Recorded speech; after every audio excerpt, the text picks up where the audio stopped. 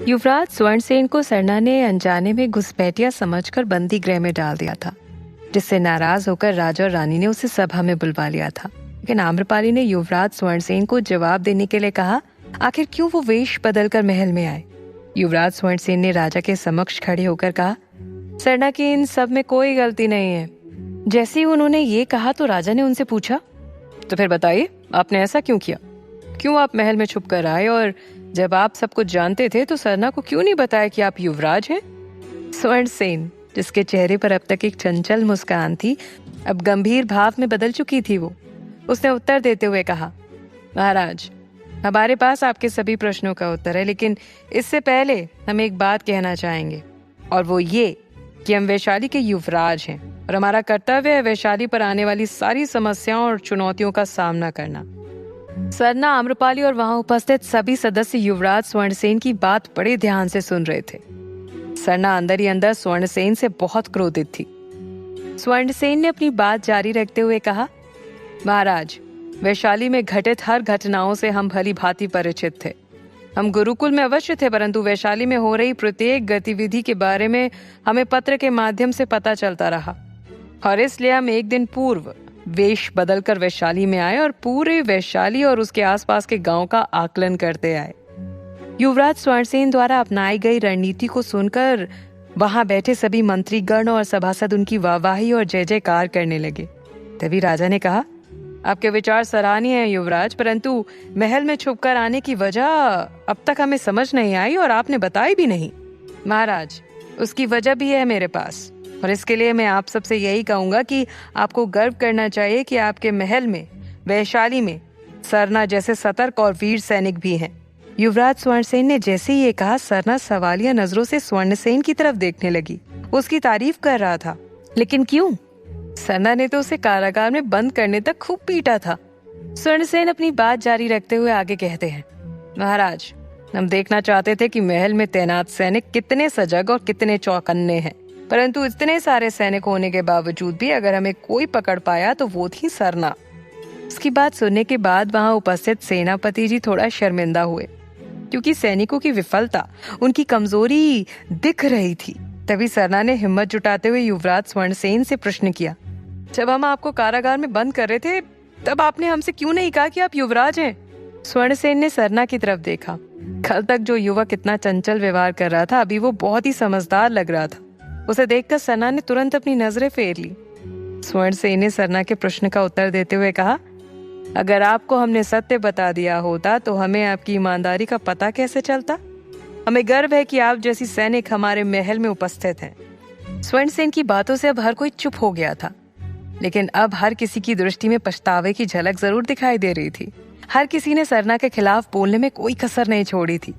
स्वर्णसेन की बात सुनने के बाद राजा ने सरना से कहा, युवराज की बातों से साफ है कि सरना की इन सब में कोई गलती नहीं है। सरना पर हमने जो भी आरोप लगाए थे, हम उन सभी को खारिज करते हैं। इसके बाद सभा का समापन हो गया। राजा के साथ साथ सारे मंत्रीगण और सभासद वहां से चले गए। युवराज स्वर्णसेन भी वहां से चले गए, लेकिन सरना अब भी स्तब्ध थी, और रोती भी क्यों ना। स्वर्णसेन, जो कल तक एक साधारण युवक था, आज अचानक युवराज बनकर उसके सामने था। दोपहर का वक्त था। आम्रपाली राजा उद्यान से मिलने के लिए तैयार थी, और ये खबर राजा तक पहुंचा दी गई थी। राजा उद्यान वैशाली के राजा के पास ही उपस्थित थे। उन्होंने राजा से कहा, राजन, हम प्रसन्न हैं कि आम्रपाली ने हमारी बात का मान रखा। अंततः हम आम्रपाली से भेंट कर पाएंगे, अन्यथा उन्होंने तो हमारी सारी उम्मीदें खत्म कर दी थी।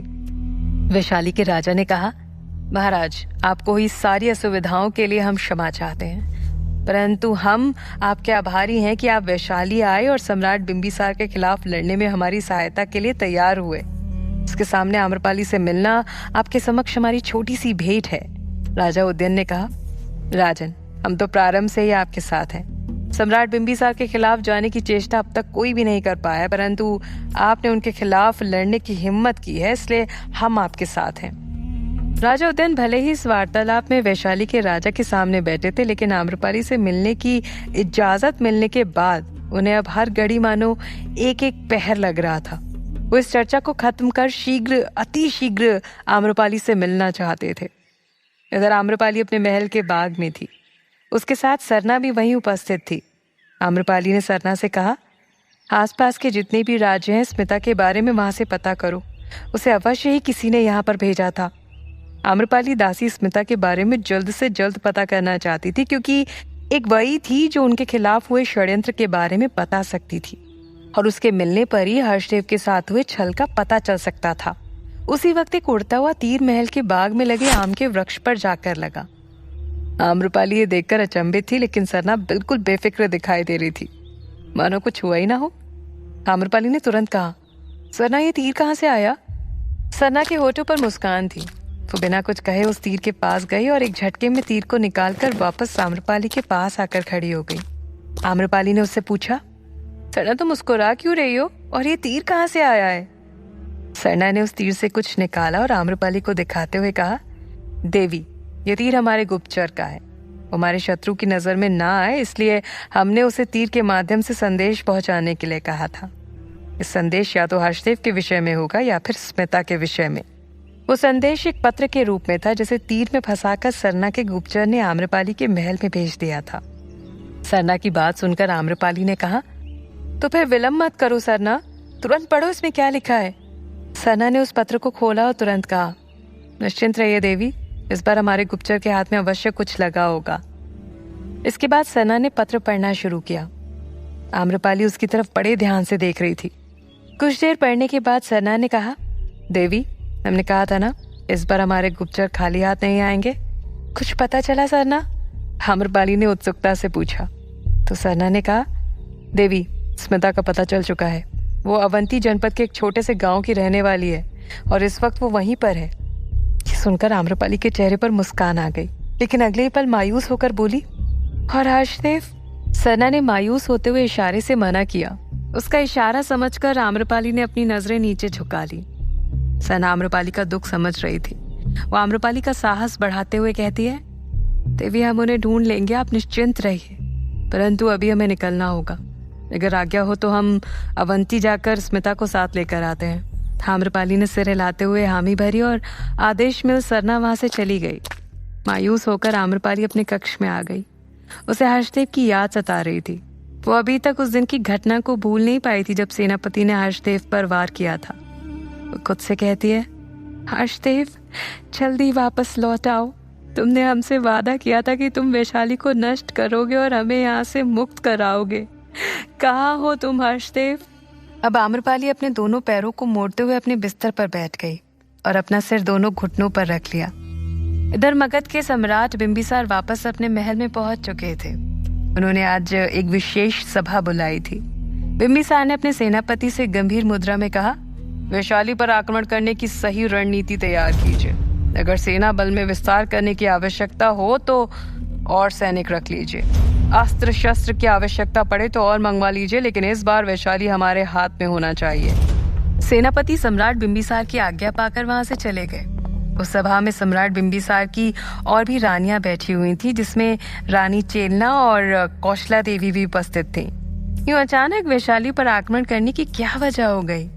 रानियों के अलावा वहां उपस्थित मंत्रीगण भी यही सोच रहे थे। सम्राट बिंबिसार की आंखों में वैशाली के लिए क्रोध दिखाई दे रहा था।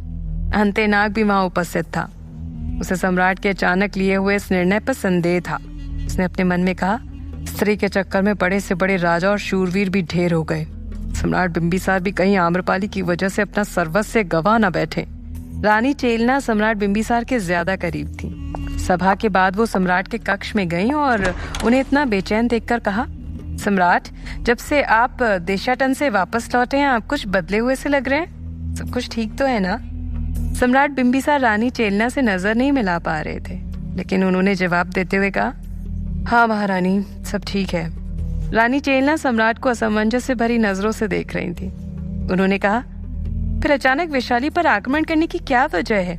इस सवाल का जवाब देते हुए सम्राट थोड़ा हड़बड़ा गए, लेकिन खुद को संभालते हुए बोले, एकमात्र वैशाली ही ऐसा जनपद है जो हमारे अधिकार क्षेत्र से बाहर है, और देशाटन के दौरान हमें एहसास हुआ कि वैशाली को किसी भी हाल में प्राप्त करना ही होगा। सम्राट बिंबिसार मगध से जाते वक्त देशाटन के लिए बोल कर गए थे, इसलिए रानी चेलना ये सोच भी नहीं सकी कि वो वैशाली में आम्रपाली से मिलने गए थे। वहीं शाम का वक्त हो चुका था। आम्रपाली राजा उद्यन से मिलने के लिए तैयार थी। ये पहली बार था जब आम्रपाली की अनुमति से उससे कोई मिलने आ रहा था। आम्रपाली शीशे के सामने बैठकर अपलक खुद को देखे जा रही थी। उसके मन में भूचाल उठा हुआ था। अगले ही पल एक दासी वहां पर आ गई और आम्रपाली का अभिवादन करते हुए कहती है, देवी, महाराज उद्यन आपके महल में प्रवेश कर चुके हैं। अगर आप कहें तो हम उन्हें उनके स्थान पर ले जाएं। आम्रपाली ने कहकर गर्दन हिला दी। इशारा पाकर दासी वहां से चली गई, लेकिन आम्रपाली के चेहरे पर गंभीर भाव थे। वो अपनी जगह पर खड़ी हुई और शीशे में अपना मुख देखते हुए बोली, हमारी असली लड़ाई अब शुरू हुई है। अब बस ये सुनिश्चित करना है कि जीत भी हमारी ही हो। मन में संकल्प लिए अब आम्रपाली राजा उद्यन से मिलने के लिए कक्ष से निकल गई। राजा उद्यन को बाग के पास वाले कक्ष में बिठाया गया था। राजा उद्यन हल्की सी मुस्कान लिए उस कक्ष की खिड़की के पास खड़े होकर बाहर का नजारा देख रहे थे, लेकिन आम्रपाली से मिलने की बेसब्री उनके मुख पर साफ झलक रही थी। कुछ देर बाद उन्हें पायल की झनकार सुनाई पड़ी। ऐसा प्रतीत हो रहा था कि उस कक्ष की तरफ ही कोई आ रहा हो। राजा उद्यन समझ गए थे कि वो कोई और नहीं बल्कि आम्रपाली है। उनके हृदय की धड़कन अब बढ़ने लगी थी। उन्होंने खुद से कहा, आम्रपाली, वाकई आपकी हर एक बात अलग है।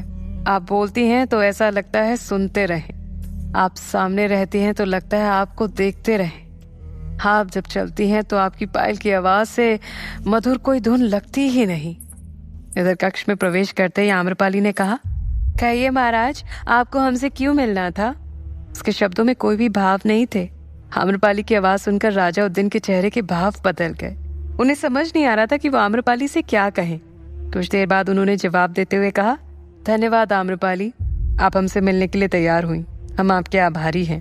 आम्रपाली ने राजा उद्यन की बात का कोई भी जवाब नहीं दिया और सीधे अंदर आकर वहां पर बने आसन पर बैठ गई। उसके चेहरे पर ना खुशी के भाव थे और ना ही अफसोस के। उद्यन ने बात आगे बढ़ाते हुए कहा, आम्रपाली, आपकी सुंदरता की तारीफ जितनी भी की जाए उतनी कम है। राजा उद्यन ने जैसे ही ये कहा, आम्रपाली बोल पड़ी, ये सब हमें पता है, कई बार सुन चुके हैं और हर रोज अपना चेहरा आईने में भी देखते हैं। आपके पास कुछ नया हो तो बताइए। राजा उद्यन देने की बजाय आम्रपाली के पास आने लगे। ये देखते ही आम्रपाली तुरंत अपने स्थान से उठ गई और उन्हें रोकते हुए बोली, शायद आप भूल रहे हैं कि आप सिर्फ नगरवधु के सामने नहीं बल्कि एक जनपद कल्याणी के सामने भी खड़े हैं। आम्रपाली की आवाज में एक अलग ही विश्वास था। उद्यन चलते चलते रुक गए। उनके चेहरे पर एक रहस्यमयी मुस्कान आ गई। उन्होंने कहा, अरे आप तो घबरा गई, हम तो कुछ नया ही कहने जा रहे थे। तो कहिए, क्या नया है आपके पास? आम्रपाली ने कड़क स्वर में कहा। राजा उद्यन ने कहा, हमें आपका नृत्य देखना है। क्या? आम्रपाली हैरानी से बोलती है। तो उद्यन ने कहा, आप हैरान क्यों हो रहे हैं? आपके लिए तो नृत्य बाएं हाथ का खेल है। ये सुन आम्रपाली ने कहा, आपको याद दिलाना चाहते कि नृत्य एक कला है, ना कि मदारी का खेल जो किसी के भी सामने शुरू कर दिया जाए। अपने शब्दों से आम्रपाली ने स्पष्ट कह दिया था कि वह अब और नहीं बर्दाश्त कर सकती उन्हें। इससे पहले कि राजा उद्यन कुछ और बोलते, आम्रपाली अपनी बात को आगे बढ़ाते हुए कहती है, आपने हमारा जवाब सुन लिया है। अगर आपके पास इसके अलावा कुछ और कहने के लिए नहीं है तो आप जा सकते हैं महाराज। एक साधारण नगरवधु एक राजा को जाने के लिए कह रही थी और ये उद्यन को स्वीकार नहीं था। वो फिर भी अपना संयम रखे हुए बोलते हैं, एक नगरवधु का ऐसा है अहंकार, हाँ आवश्यक है और आप पर ये शोभा भी देता है। चलिए, अगर आपका निर्णय यही है तो कोई बात नहीं, लेकिन अब आप हमारे पास स्वयं आएंगी, वो भी भागकर। आखिर उसके मना करने से राजा उद्यन क्या करने वाले थे? ये सोचते ही आम्रपाली ने तुरंत कहा, क्यों, आप ऐसा क्या करने वाले हैं?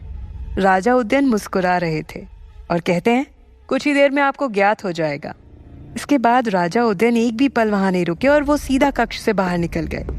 उसके जाने के बाद आम्रपाली ने कहा, आप हमें किसी भी परिस्थिति में मजबूर नहीं कर पाएंगे। कुछ वक्त बाद आम्रपाली के पास एक दासी आई और उसे एक पत्र देकर गई। उस पत्र को पढ़ते ही आम्रपाली स्तब्ध रह गई। नहीं, राजा उद्यन ऐसा नहीं कर सकते। वो भागते हुए राजा उद्यन के पास गई, जो उस वक्त वैशाली से जाने के लिए तैयार थे। आम्रपाली उनके पास आकर रुकी और ना चाहते हुए भी उनसे कहती है, हम नृत्य के लिए तैयार हैं। आखिर उस पत्र में राजा उद्यन ने आम्रपाली से क्या कहा था? क्यों आम्रपाली नृत्य के लिए तैयार हो गई थी? जानने के लिए सुनते रहिए।